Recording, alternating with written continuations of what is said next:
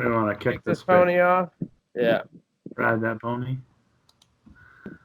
Ride that pony. Yes, Tony. Ride that pony. Pony Tony. Pony Tony. Ride that pony Tony.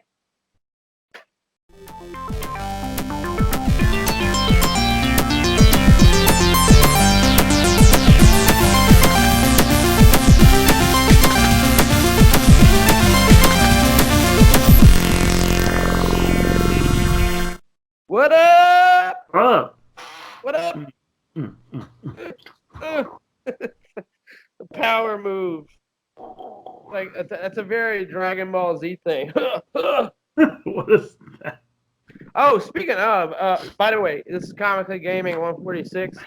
Happy Father's Day also to everybody, all the dads out there. And on that note, I watched your stream there. Dude, I mean, besides the fact how funny it is that you're destroying your son at Mortal Kombat 11, that's a gorgeous game. Wow, the visuals are stunning. And the stream didn't really do it justice. Well, I didn't look at it on a computer because I was looking at it on my cable box. Yeah. And so it wasn't as clear. But I actually let him beat me in that one. Yeah. Oh wait. So you, who were the two characters, by the way? One was Centurion. That's the daughter of the antagonist in the game. Uh-huh.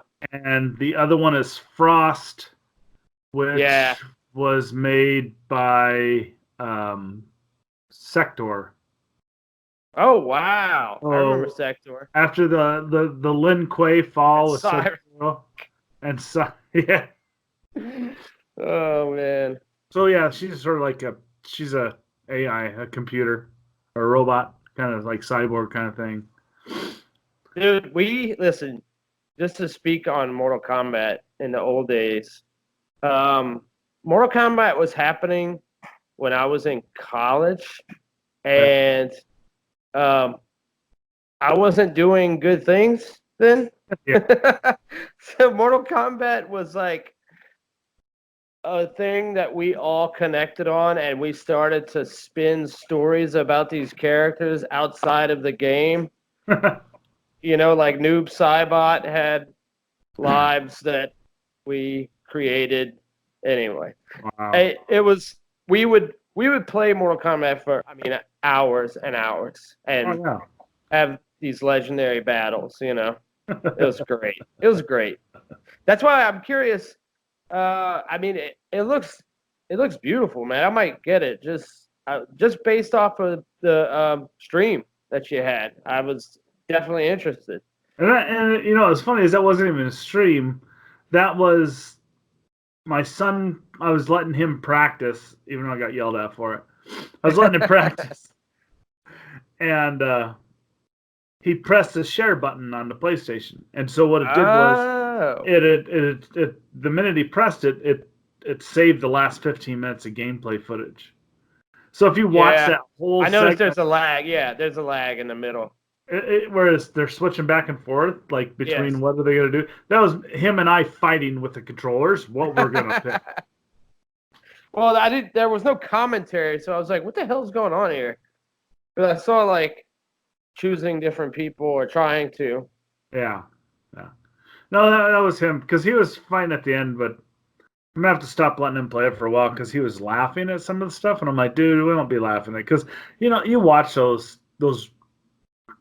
fatal blows, and it's she's stuck her in the eyes, and then it went out the back of her head, and then she's like running her head along the icicles and stuff. Yeah, I'm like, whoa! I know, right? So it's intense shit. It's brutal as fuck. It's like, damn. It makes the fatalities that we had back in the day look like chump change. Yeah. Like cheesy, yeah. Yeah. Well, like now one of them, Baraka, he'll sit there and he like rips the skin off the face, and then he rips the skull off, and then he stabs into the brain, pulls it out, and takes a bite of the brain on his sword. That's fantastic. Oh man, I'm totally getting it. I'm gonna get it. Brutal. I'm gonna wait till it drops a little bit in price. I think because it'll come fairly soon. I think, but I don't know because they just dropped it for days of play. I know to like 39, I think, or something. Should have jumped on it then because it's gonna be a while. I think I don't think you're gonna see a price drop maybe until August. If not August, then it'll be Black Friday. Yeah, I'll probably get it in like 2 weeks or something. I'm swimming in games right now, dude. I've never been this deep in because I got Uncharted next. I mean, yeah, and you just started. I know. Before we get to that, though, continue your week. You finished Watchdogs 2? I did finish Watchdog 2. It only took me like 3 fucking years. That's crazy. Well, yeah, it's always been my complaint since I became a dad that I wish that they would have the ability that you could turn on a profanity filter for a lot of the voice, NPCs talking and a lot of the dialogue for the story. Just to have a profanity filter you can turn on and off. Yeah, because you want to keep the game intact. You don't want it to just be a kid's game. No. You want to keep the game intact and have those filters in there so you can play it and not worry about your kid being around. Yeah. Just change the F-bomb to like chimichanga. That would change the whole story a little bit. Be like, yeah, damn, chimichanga, mother chimichanga. Just think about the pop. Yeah. So one thing about Watch Dogs 2, going back to a game after 3 years, I don't remember the last time I've done that, or even if I've ever done that. It seems like it would be a daunting prospect. I know certain games that, like Persona 5, I have not finished, obviously. If I jump back into that, I don't know if I'd pick up as easy as it would take to beat it, put it that way.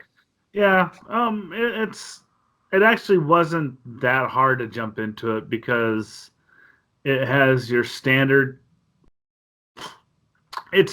controls for mostly shooting mechanics and driving. Okay. Because most games have that L2, reverse, R2 forward for driving, and then you steer back and forth, And then shooting, it's always, the shooting's always L2 to zoom and R2 to fire. Yeah. Pretty universal at this point. Because it's a Ubisoft game, the character does a little bit of parkour, nothing crazy like Assassin's Creed or anything.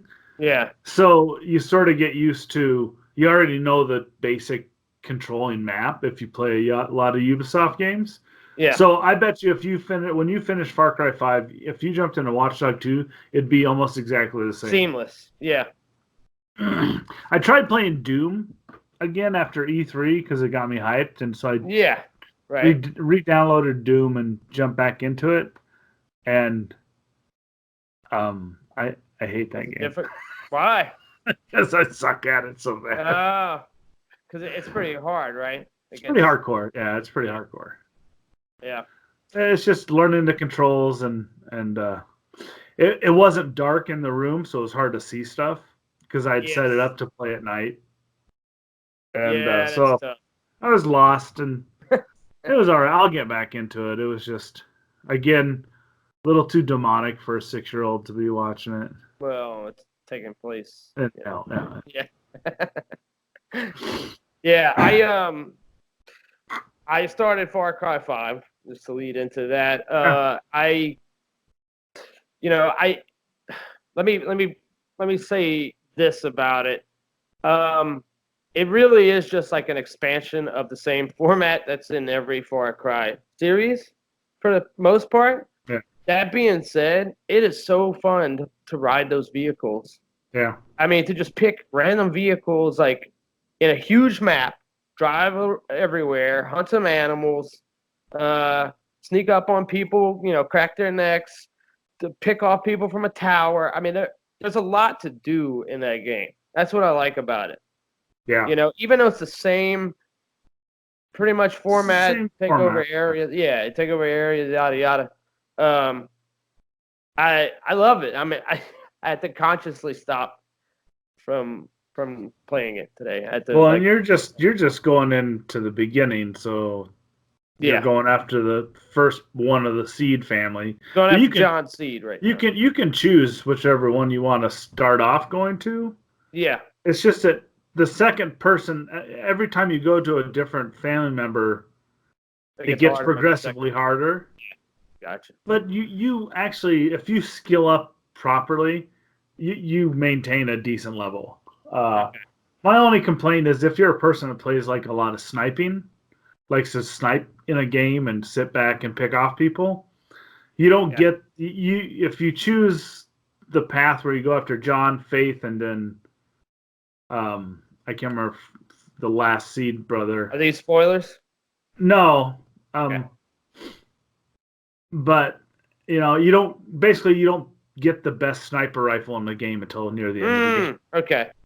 So dude, it took me forever to get this grappling package because I was like, I couldn't figure it out the way that it was going, and then I was like, oh, I gotta go under the bridge and swing and hit that platform and then do the next grapple after. Yeah, it was a little tricky, but once you figure it out, it's like, oh, hell yeah, this is awesome. I'm at the end of Dragon Ball Fighter Z, the story at least. I'm at the last boss, and I can't beat her. It's been a long time since I've had a boss that I can't beat. I have to like replay over and over and over, and I'm like, damn it, I cannot freaking beat her. But that's where I'm at. But it's awesome. I mean, great game. I started a little bit of What Remains of Edith Finch. Yeah. Which is super creepy. It's very spacious. You know, it's I don't know what to compare it to. It's got a Myst-like feel to it. Okay. Yes, for people that played Myst. Wow. Back in the day, a little bit. But there is a dark, very dark storyline in the undercurrent of the house that you go into. I mean, it's not. It looks like a game that I'll finish in no time, and it's really just all story. There's no interest in mechanics or any of that. It's basically a story game, you know. But it's good. I think Corey played it last year, didn't he? Yeah, I don't know if he liked it too much. He didn't like it, if I remember correctly. Yeah, I think he got bored with it. I can see that. It's not an exciting game. If you're looking for excitement, do not play What Remains of Edith Finch. But if you're looking for atmosphere, I mean, it is creepy. It's not outwardly creepy. It just has this underbelly of I don't even know. I'm trying to think of a movie to compare it to, but I don't know. In terms of TV, sad to see Deadly Class go. We'll talk about that in the news of the week. But I'm about to finish that. That's season 1. I guess it will be the only season unless somebody picks it up again. It's not the greatest series, but it's fun. You know, it's almost like a comic book soap opera a little bit about assassins. Set with teens set in the 80s. And the soundtrack is great. Soundtrack is like not your typical 80s stuff. It's a lot of goth and a lot of post-punk and punk stuff from the 80s. But I like it. You know, it's Rick Remender that wrote the comic book. I mean, it's definitely corny at times, bad dialogue at times, but it's also got some good fight scenes, and it's got some good plot changes occasionally, you know. Yeah. But that leads me to my next one, which is The Americans. I'm convinced The Americans is one of the best shows. I gotta watch that one because that's about Soviet spies in the 80s, right? Yes, they were living in America. Okay, and it really makes James Bond look like Dora the Explorer. To be honest, yeah, it is not like about weaponry and gadgets and subterfuge in the way that you think of in a Bond film. It's not that. No, This is like really cold, calculated murder, and the best thing about it, and what I'm drawn back to every time I watch it, is that there are so many different subplots and textures of film going on, and just levels of things happening in it that you just like you're blown away. I mean, it's like it's an experience that every single episode I get out of, I'm like, holy shit, that is an incredible series. And what's her name? Can't think of the actress from it right now. I don't know. I haven't watched it. I should watch it. I think that would be right up my alley, and I've been meaning to. And Carrie Russell. Yeah, Carrie Okay. Russell is fantastic in it. She's going to be in the new Star Wars, I think. But she is absolutely incredible. I think she was nominated for an Emmy for it. I don't know. I don't think she won. I think she was up against some stiff competition, but yeah. I mean, I don't know how many things I've seen her in, but in this, she was absolutely fantastic. We're in season 1, episode 3. Yeah. Sorry, season 4, episode 3, and there's 6 seasons, so Wow. we're getting close. But that was my week. No. Well, you pretty much covered my week too. I mean, outside Mortal Kombat and Watchdogs, it's mostly just packing up the house because I'm getting ready to move. You're moving. I mean, You that's have a not. date? It's not. Yeah, it's gonna be the 9th, 10th of July is when I'll be dark for a couple of days. But the only thing with Father's Day, like, it took big thing for me is took the training wheels off my kid's bike today, Oh, and freedom. I expected him to fall, and I was holding on to a seat, and I'm like, all right, pedal, and I was holding him steady, and I let go, and he was gone. I was like, dude, you're doing it. Freedom. That's a True little freedom, bit, yeah. dude. Now you can't hold him back. I know. He's mobile. But yeah, I mean that was my week. I don't think no, I haven't played anything really else. I've been sort of taking a break from Eve because we're deployed and the deployment's kind of in its like little quiet time because all the stuff is either blown up or just reinforced so you can't attack it. So Gotcha. you can't do anything there. And the weather's turned nice, so it's nice to get outside and speak for yourself.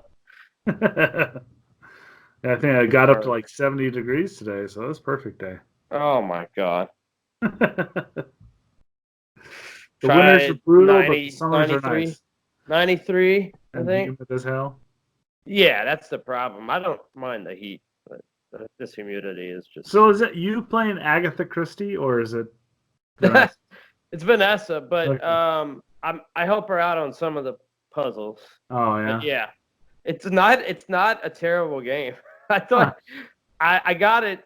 I was like, I wanted to get her a mystery game because she plays mystery games a lot, and but she plays them on her tablet, and I was like, they gotta have something and it has to be easy with the controller. It can't be like stuff that you jump between buttons a lot. A platformer. Right. Platformer puzzle. Yeah. Celeste. No, she couldn't. That would not be okay. It has to be stuff that's like, you sit there and think about and just use the buttons as your way forward in the game. It's not Okay. no mobility game, So luckily, I was like an Agatha Christie. I was looking through. I was like, is that a fucking Agatha Christie game?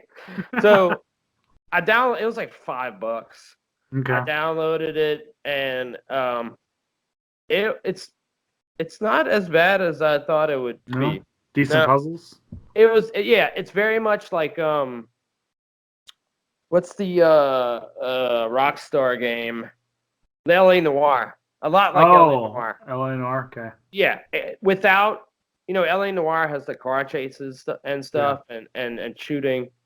With that, take all that out and just have the clues and the studying people and that kind of thing. That's kind of what's in it. So that's cool. It's cool. Yeah. That's it. That is one thing I was talking about puzzles, because I was sitting there playing Watchdogs, and there's some puzzles in there you got to sort of figure out some stuff, and just getting somewhere. Just the puzzles of a platformer, trying to figure out how you're going to get up to this point. Like, what's my path? And explore around and see. And so I do these things. And my son's like, "How did you know to do that, Daddy?" I'm like, it's just experience playing games. Yeah. It's something I can't really teach. You have to just do it. And, intuition. Yeah, it just comes with the territory. But yeah. That was my week and your week. And especially after we got recovered from the E3 extravaganza. Yeah. That was crazy. Still hot off of that news. For sure. News of the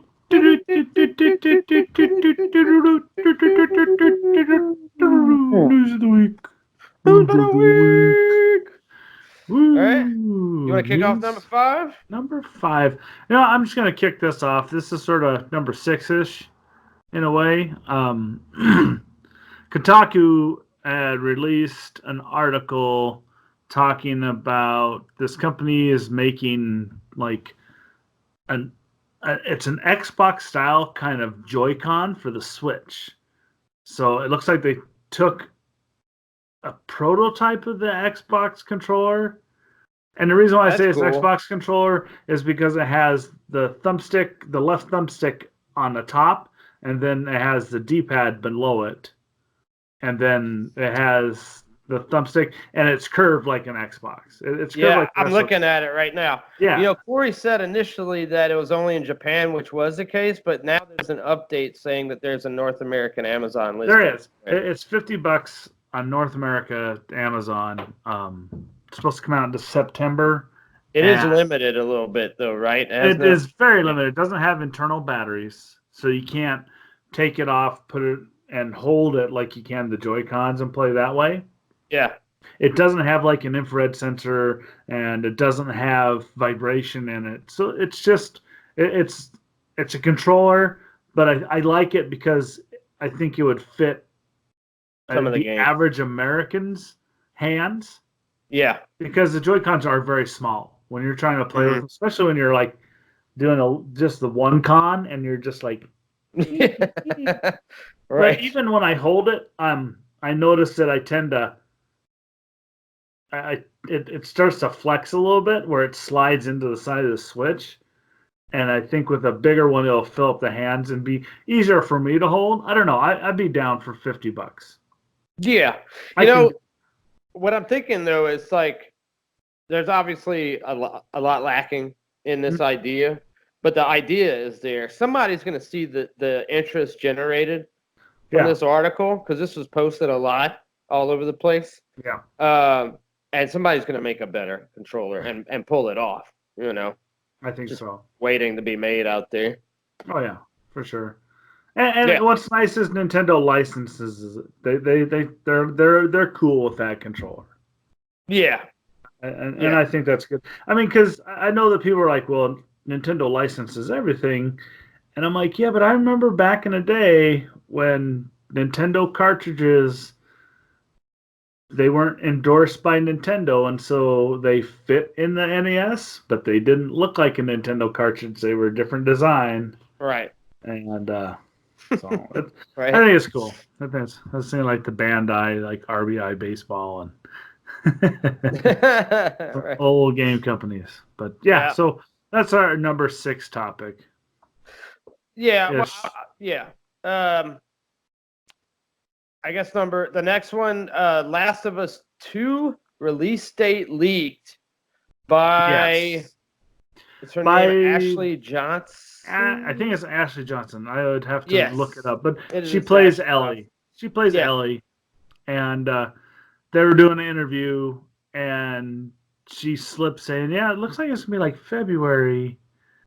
She didn't think it would be a big deal. No, I'm sure. No. So I'm thinking that But you never know because they don't always tell the voice actors and the actors and stuff when they're going to be. I mean, that might have been something else date, like release date for this, or who knows. Yeah, but the bigger thing from this article, it says February 2020. Yeah. For me, though, was that she was a part of Critical Role. I had no idea. Yeah, she is part of Critical Role. Yeah, I don't watch Critical Role, but I thought that was cool that she does it. I know it's a lot of voice actors in that show, but I don't have 4 hours to watch. Some people, man, they got a huge following. I think for them, I think it's more of because it's the voice acting, so it's like watching a live action play kind of thing played out. It's very. It's not D&D. It is, but it's not D&D. It's a form of it. That's, and I've had this discussion several times. D&D is what you make it. It can go in almost in any direction you want it to, and not just D&D. There's so many different RPGs now. It's crazy. I'm gonna make a list. So because I want to brief you on some of these, how insane some of these RPGs are, like the ideas behind them. But that's a different show. Number 3. Number 3-ish. Yes. Baldur's Gate 3 announced. That's crazy. It is. It's been so long since they've had a Baldur's Gate released. Oh, man. I'm curious to see. I'm curious to see how well it does. You mean in terms of sales? Yeah, because it's not like any other game you've ever played if you're not used to that kind of gameplay. Yeah. It's crazy that it's a sequel to a game from 2000. I know, right? 20 years later, let's drop a new one. Yeah. I mean, the best thing, okay. So we know how awesome Divinity is. Yes. The fact that Larian's doing it is just a match made in heaven. It's perfect. They're perfect for each other. And then secondly, it's going to be all the 5e mechanics and spells and stuff in it, which is awesome. I'm just so freaking happy. And you know what? I'll never finish it. I'm sure it's going to be like 80 plus hours or whatever. For sure, yeah. But you know what? I'm still going to get, my rocks off playing it at some point. Yeah. I don't know if people are really, if the younger kids will be down for the mechanics, because because Baldur's Gate, I remember playing that, and it sucked if like one of your party members died at the beginning levels. Yeah. You had to like collect all their loot, all their equipment and shit. They might do away with that. Drag that shit back to town to get a resurrection spell cast, which was crazy expensive at the time for being low level, and get that dude alive and resurrected. I see them as basically just adopting it from D2 and inserting all the Forgotten Realms lore, and that's going to be it. It's going to be like Divinity 3 as a D&D product. Probably. And I mean, Divinity 2 got really good reviews.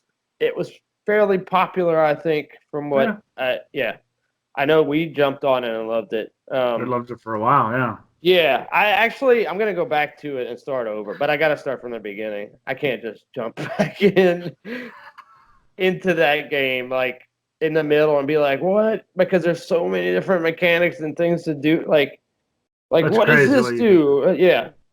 With the freedom it gave you to do it, to do almost anything and interact anywhere in that whole environment, it's crazy.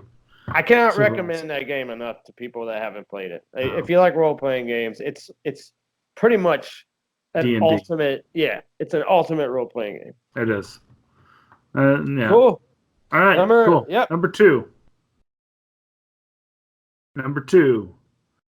Swamp Thing. Cancellations. Swamp Thing and Deadly Class both canceled. Dropping dice. The quarter, but I thought you rolled. It would have been cooler if it was a die.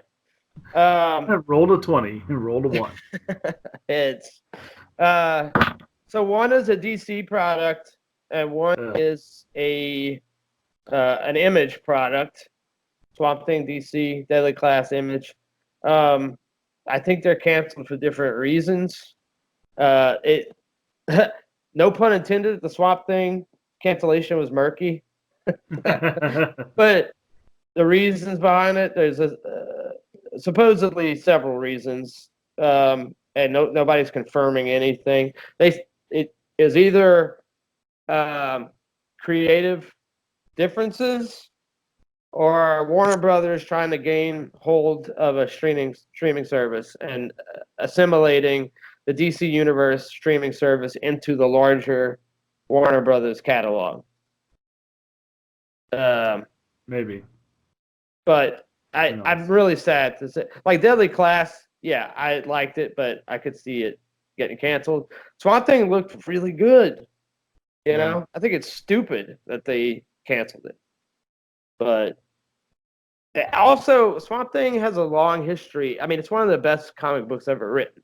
Like Alan Moore's run on it is literature. I mean, it's not just a comic book. You know, it's not superhero. It's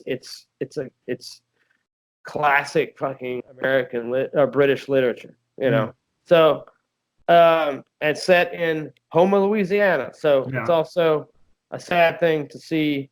You know, a town that's like 40 minutes away from here lose their, because it was filmed in Houma also. Oh wow.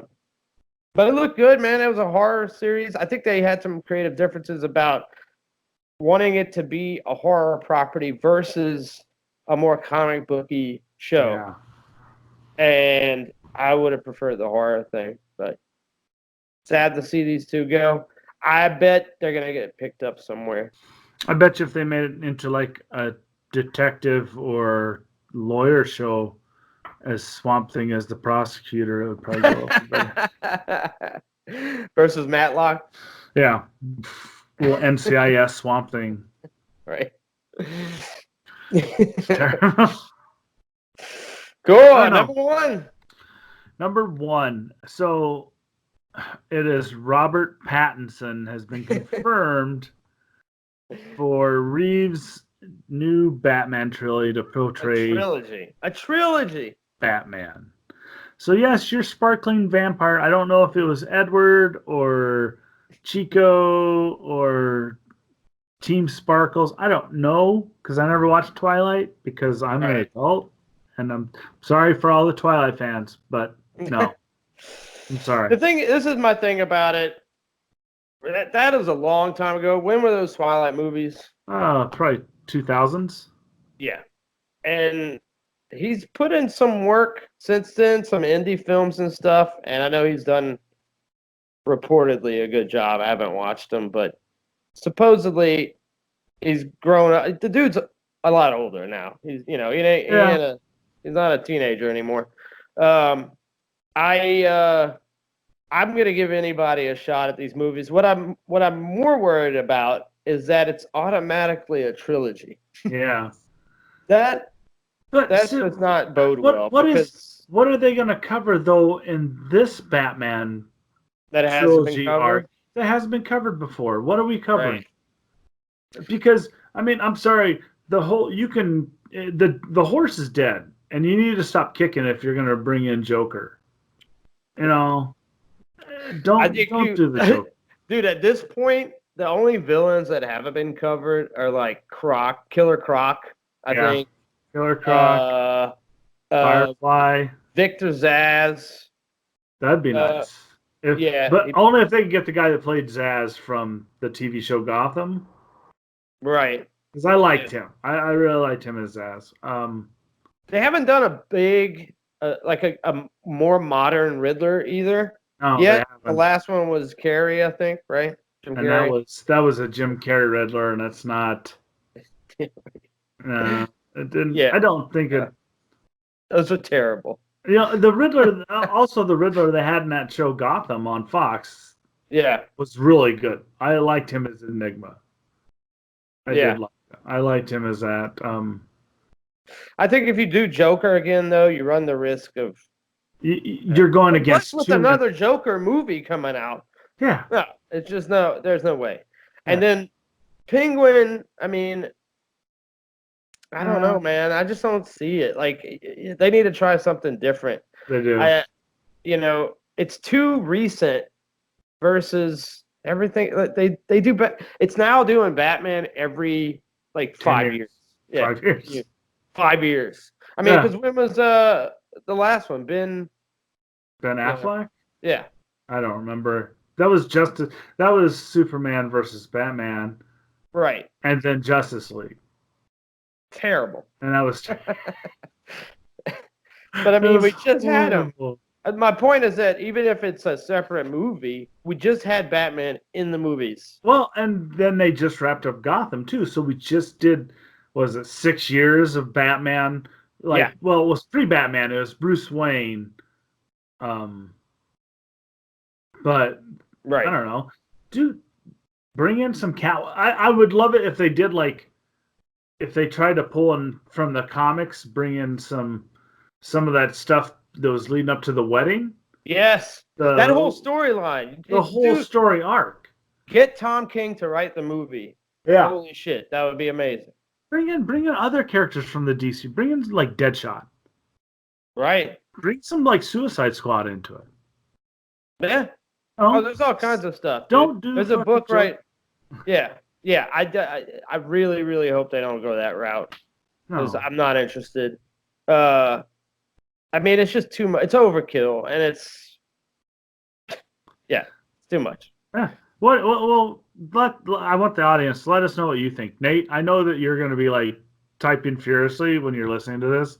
And Nate will be like, "Oh, wow, blah blah blah blah blah blah." He's probably exhausted with it too. I can't. Well, I'm sure he's tired of Joker.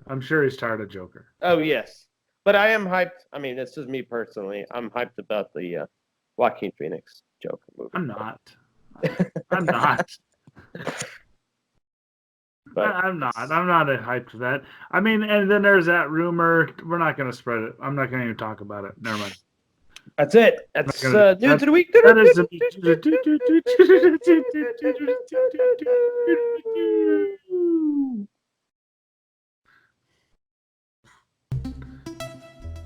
Check out our buddies over at Mutiny Info Cafe, where they not only have a great selection of used books, records, and great coffee, but they also have a fantastic selection of new and used comic books, graphic novels, and more. Mutiny Information Cafe in Denver at the corner of Broadway and Ellsworth, and online at mutinyinfocafe.com. All right. Hey, as always, we appreciate everyone for watching and listening to this week's show. As you can tell, you've probably seen the change in wind and change in direction. The logo has changed for the podcast. For those that are listening, we are going to be finalizing Comically Gaming, and we are branching out into different endeavors. So you're still going to get the same content. We're just branding change. It's a brand change. Anytime that the four of us are on this show, it will be a Comically Gaming. For sure. But we're just splitting the channel up into different shows and trying to get more direct, concise, and niche content for people that want to, and shorter programs, I think, for people that want to. Programs, yeah. For sure. Yeah, it'll serve us all better. It gives people a little more break and explore different ideas, and we want to breathe life back into the show. That's it. So, I mean, you can always, and we always ask that, consider supporting us at patreon.com/GCandC. Something as little as $1. $1. Will help us out immensely. We run this pretty much off of duct tape and spit at this point. $1, friend. He's no fun. He's no Blinsky. And you can always find us on Twitter at GCandC. Also, we have a Discord server. We've sort of cleaned house a little bit on the channels, so we've consolidated everything. But you know what? Facebook is where majority of the folks need to go and there's a lot of stuff that goes on during the week that we talk about that can make it into the show, depending on what we get, what kind of hype we get out of it. So, check out our Facebook group. It's the same name, Games, Comics, Culture. And, that's primarily where the news that we're going to be having. Yeah, hit us up. Hit us up on there. And, if you're into video gaming, Discord. Do it. I still share a bunch of stuff on Discord. I can't help it. It's just easy for me. It's easy sometimes. I don't have Facebook on my phone, so Discord I do. So that's an automatic for me. I hate Facebook. I also, yes, absolutely. It's so evasive. If you want some merch, I am in the process of generating a lot more now that we have these changes. So hopefully we'll have even more stuff out. But for right now, the Comically Gaming stuff is there. If you want to grab a show T-shirt, mug, hoodie, sticker from the Games, Comics, and Culture store at teespring.com. And then always, and possibly finally, thank you to Fred Thomas for our opening music and Xee Reiter for that beautiful logo. Yep. Thank y'all for joining, everybody. Peace. Peace out. I'm not a crook. The Matt Colville. Peace.